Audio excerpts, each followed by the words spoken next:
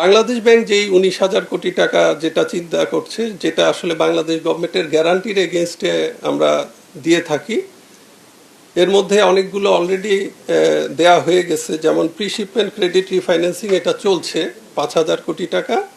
Cottage and micro এন্টারপ্রেনিয়রশিপের জন্য আমরা দিব, এন্টারপ্রেনিয়রদের জন্য দিব 5,000 কোটি টাকা।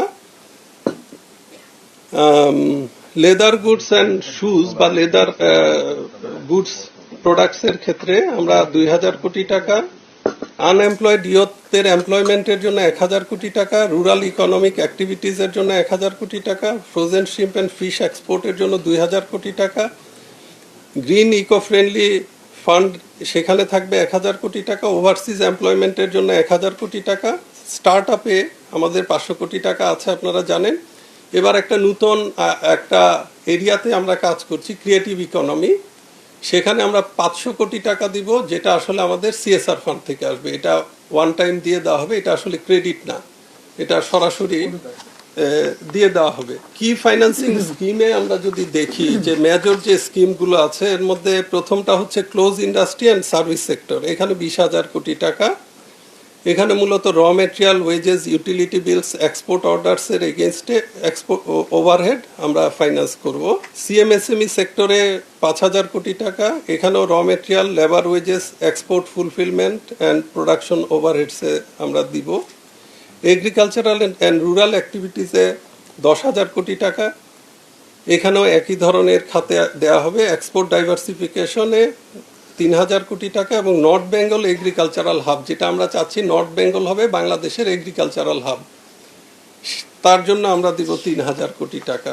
মোটামুটিভাবে বাংলাদেশ ব্যাংকের ওন ফান্ডে যেগুলো দেয়া হবে, এগুলো প্রি শিপমেন্ট ক্রেডিটে 5,000 কোটি টাকা। এখানে আমরা আশা করছি এর ফলে আমাদের 50,000 লোকের এমপ্লয়মেন্ট বাড়বে। কটেজ অ্যান্ড ম্যাক্রো এন্টারপ্রেনিয়রশিপে 5,000 টাকা, আপনাদের কাছে এই প্রেজেন্টেশনটা দিয়ে দেওয়া হবে, ওইখানে আছে এমপ্লয়মেন্ট কোন সেক্টরে আমরা কি আশা করছি। ওভারসিজ এমপ্লয়মেন্টে আমরা আশা করছি 1,000 কোটি টাকায় আমাদের প্রায় 1 লাখ লোকের কর্মসংস্থান আমরা করতে পারবো।